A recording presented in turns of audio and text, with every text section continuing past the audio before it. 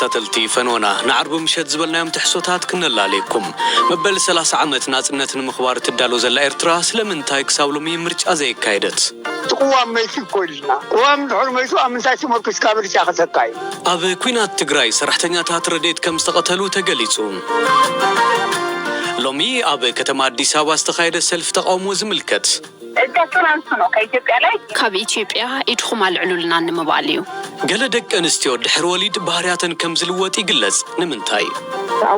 جنزابة نمعباي أبز سرحل وان حنتي نبعل جزايكر يود ليتي بالليني لاتني حصرت زيناتاتون حزنا لنا كتكتاتلنا زعدمكم أكليلو زقاي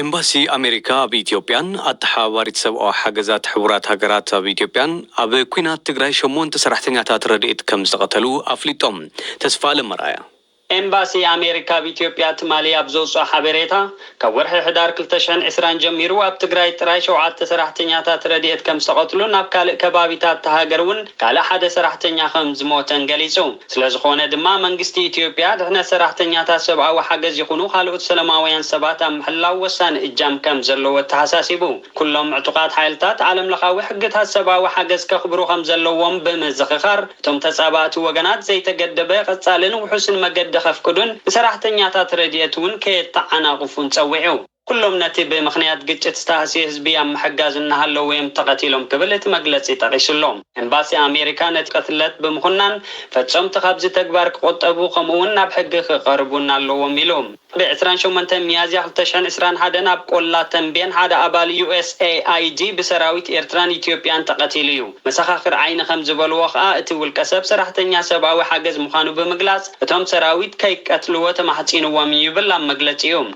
إزي معلتاوي تحنت نايتوما بإثيوبيا قلقلت زو بزلو سرحتنيا ترديت ينقل كل مهلاو سباوي كلولاون مجهز سباوي مسلات مهلاو زملاختي بمبالون تقاومو فليتهم መንግስት ኢትዮጵያነቱም ቅትለታት ከሆነኖም ገበናታት ጻሪውን ተሐተቱ ዝሆኑ አካላት ከፍልት ጸዊዑ ኣብ ክልል ትግራይ ከቢድ ጥሜት ከጋጥም ከም ዝኸል ሓላፊት ትካል ሓገዝ ኣሜሪካ USAID ሳማንታ ፓወር ትማልያ ጠንቀቃ ነራ ላዕለዋይ ባይቶ ኣሜሪካ ሰነት በወገኑ ህልው ኩነታት ኢትዮጵያ በመገምጋም ትማልያ ኣብዛሕለፈ ውሳኔ ኣብ ትግራይ ዝቅጽል ዘሎ ግጭት ደው ክብል በመሕታት መንግስቲ በመሰረት ዛቱ ቃል ቀረብ ሰብዓዊ ሓገዛት ንመምሕያት ጭቡጥ ስጉምቲ ክወስዳለው ምባሉ ይዝከር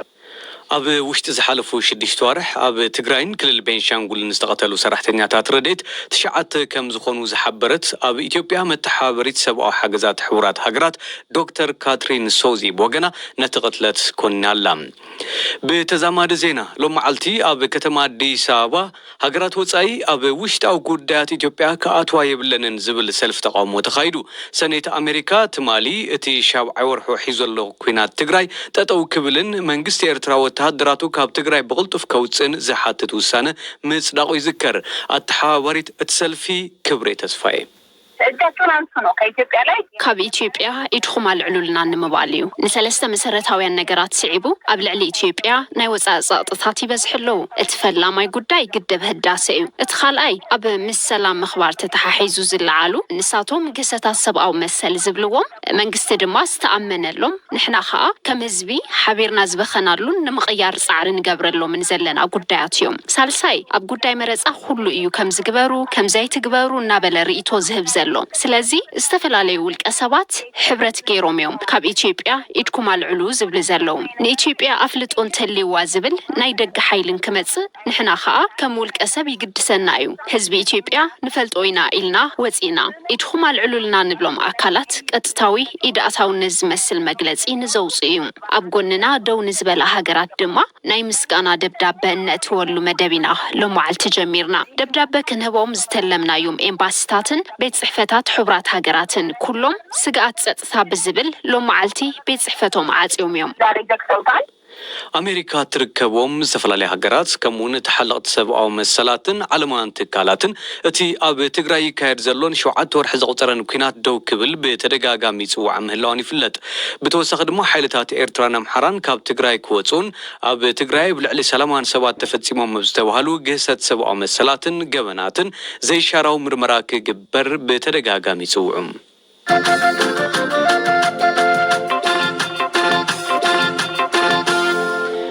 ንሰለስተ ዓሰርተ ዓመታት ዝተቃለሰ ህዝቢ ኤርትራ ዲሞክራሲያዊ መረፃ ከይጀመረ መበል 30 ዓመት ናጽነቱን ምጽምባል ይቀራረበሎ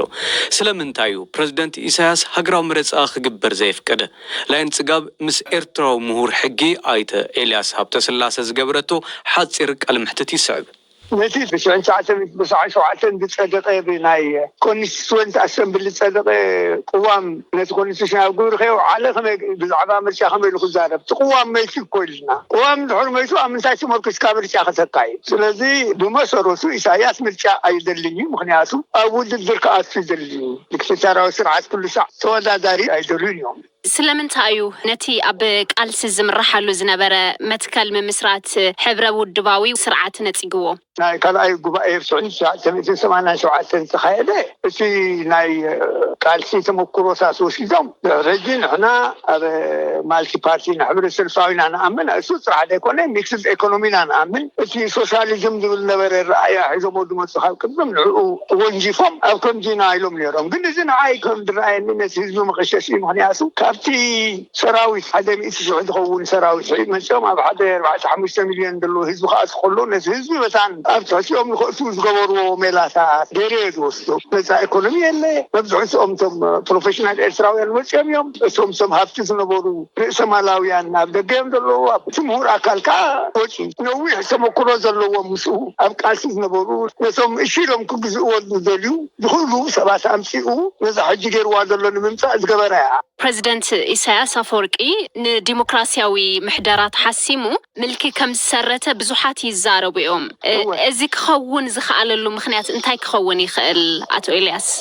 ምልክታት ነይሩ ናብ ዲክቴተር ከም ትኸይድ ኩልና ተሰጉድና ክሳብ ካብ ሃገር ንወፅእ ገይሩና በቲ ሓደ ወገን ናይ ኢሳያስ ድልየት ከም ድላይካ ምግዛእ ኣነነት ናይ ምልክነት ድልየትን ፀባይን ነይሩ እዩ ናህና እውን ብወገንና ዋላ ብሕልፊ እቶም ምስኡ ዝነበሩ ኣብ ሜዳ ተቃሊሶም ዝመፁ ተኣሲሮም ዘለዉ ንሳቶም ከማንሲ ንዕኡ ዝዓግስ ልጓም ኣይገበሩሉን ባህላ እዩ ዕጫ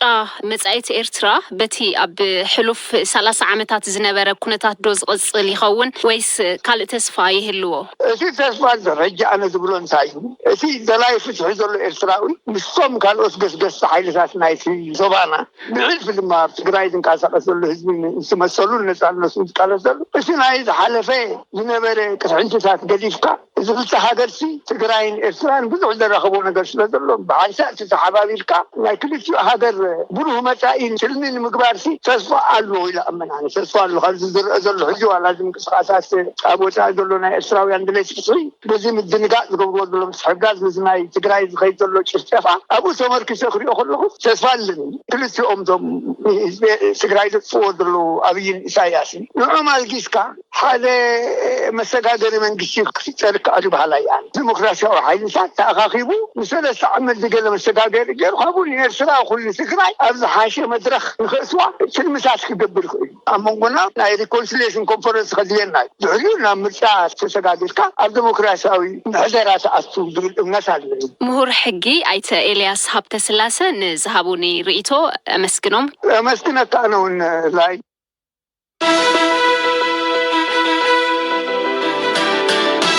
ናብ ሓፀርቲ ዜናታት ሰጊርና ኣለና ጋዜጠኛ ኣሜሪካዊ ጋዜጣ ኒውዮርክ ታይምስ ሳይመን ማርክስ ካብ ኢትዮጵያ ከም ዝተሰጎገ ተገሊጹ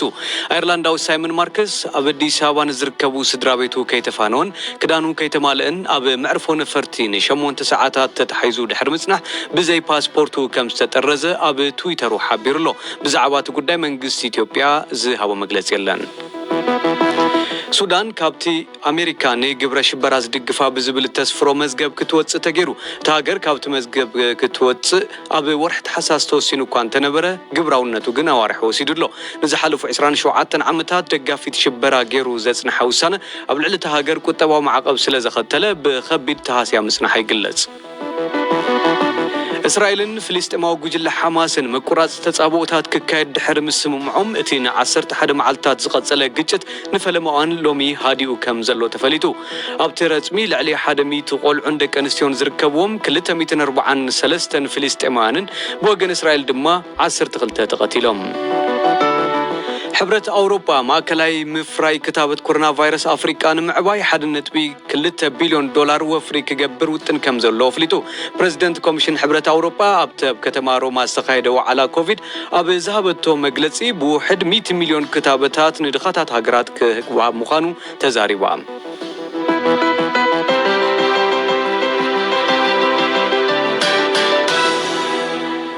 ገለ ደቂ ኣንስትዮ ድሕሪ ወሊድ ባህርያተን ክልወጥ ከም ዝኽእል ይዝረብ እቲ ባህርያዊ ለውጢ ግን እንታይ እዩ ዝስዕብ ሕቶና ኣብ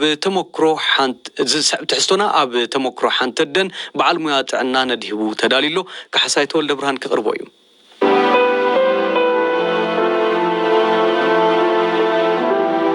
ማህደር ኣካሉ ትበሃል ቅድሚ 2 ዓመት በመጥባሕቲ መናቱ ተገላጊላ ነፍሰ ጾር ኣብ ዝነበረትሉ እዋን ክብደት ሰብነታ ኣዕርዩ ስለ ዝወሰኸ ድሕሪ 30 ሰሙኑን ምድቃስ እኳ ተጽገም ነይራ ኮፍ ኢለ ዝሓድር ነይረት ትብል ማህደር ምስ ወለደት ካብ ፀገም ከም ትገላገል እኳ ተስፋ እንተገበረት ከም ትምኒታ ግን ኣይኮነላን መናቱ ቆልዑ በብክልተ ሰዓት ምጥባውን ከም ድላያ ምንቅስቃስ ዘይምኽኣላን ፀገም ኮይኑዋ ነይሩ ፀገማ ግን እዚ ጥራይ ነበረን ከወለድኩ ላይ 3 ወር አካባቢ ነው የባህሪ ካብ ዝወለድ ድሕሪ 3 ወርሑ ጀሚረ ባህርያተይ ቅያድ ምህላው ዝተገንዘብኩን ብዛዕባኡ አንቢበ ክፈልጥ ዝኽኣልኩን ቅድሚኡ ብምኽንያትን ውጽኢትን ዝኣምን ሰበይ ነይረ ብቁሩብ ነገር እውን ስምዒታዊት ኣይከውንን ብድሕሪ ግን ኩሉ ነገር ናብ ስምዒት ሓዘን ከኣቱ ይገብረኒ ሰባት ንምንታይ ኣይተረድኡንን ኢለ ምኹራይ ጀሚረ ብፍላይ ብበዓል ቤተይን ኣደይን ይሓርቕ ነይረ ምናልባት ምስ ሓረስኩ ክርቅስ ክኸውን ኢለ ተስፋ ነይሩኒ እዚ ክኸውን ዘይምኽኣሉ ግን ከቢድ ፈተና ኮይኑኒ እዩ እዞም ነገራት ናብ ጭንቀት ከኣቱ ገይሮምኒ ነይሮም በዚ ምኽንያት ንነፍሰይ ክሳብ ምጥላእ በፂሐ ከመጥላት ደርሼ ነበረ ማህደር ንባህርያታ ዝቀየሩ ነገር ደቂ ኣንስትዮምስ ወለዳ ዘጋጥመን ጭንቀት ወይ ቅዛነት ከም ዝኾነ ዝፈለጠት ድሕሪ 3 ወርሒ እዩ እዚ ነገር እንታይ እዩ ኢላ ኣብ ኢንተርኔት ክትፍትሽ ከላ ፖስት ፖርተም ዲፕሬሽን ማለት ብድሕሪ ወሊድ ዘጋጥም ጭንቀት ወይ ቅዛነት ከም ዝኾነ ተረዲኣ ዝወሰደቶ ዝኩምቲ ድማ ንበዓላ ምቕባልን ምስ ነፍሳ ሰላም ምፍጣርን ነይሩ ብድሕሪኡ ካብ ተሞክሮኣ ንኻልኦት ደቂ ኣንስትዮ ክትሕግዝ ጀሚራ አዌርነስ ክሬት በማድረግበት ሰዓት ግንዛቤ ንምዕባይ ኣብ ዝሰርሓሉ እዋን ብስልክ ዘዘራርባ ንደቂ ኣንስትዮ ተመሳሳሊ ነገር ይንሓቢረናኒ ሓንቲ ንበዓል ገዛይ ክርእዮ ድሌት የብለይን ኢላትኒ ካልእ ድማ ንወደይ ፀልኦ እየ ክትብል ፅሒፋትለይ ንምንታይ ካብ እትወልዲ ክንደይ ጌርኪ ኢለ ምስ ሓተትክዋ ግን ሰንቢዳ ትፈልጥኒ ዲኺ ብኸመይ ስለ ዝፈለጥኪ ክነዚ ሕቶ ትሓትኒ ዘለኺ ንወደይ ብምፅለይ ስለምንታይ ልክዕ ከም ካልኦት ዕብዲ ዘይበልክኒ ኢላትኒ ሽዑ ንሳ ኣብቲ ኣነ ዘሕለፍኩ ዓይነት ፀገም ምህላዋ ተገንዚበ ብርግፅ ንደቀን ወይ ንነፍሰን ክሳብ መቕታል ዝበፅሓ እውን ፈልጥ እየ ብድሕሪኡ ነታደ ነቲ ፀገም ንሳ ዝፈጠረቶ ከም ዘይኮነ ብምሕባር ንበዓል ገዝኣ ዘላትሉ ኩነታት ከተፍልጡ ከም ዘለዋ ነጊረያ ዝንበቡ ነገራት እውን ሰዲድላ ላኩኝ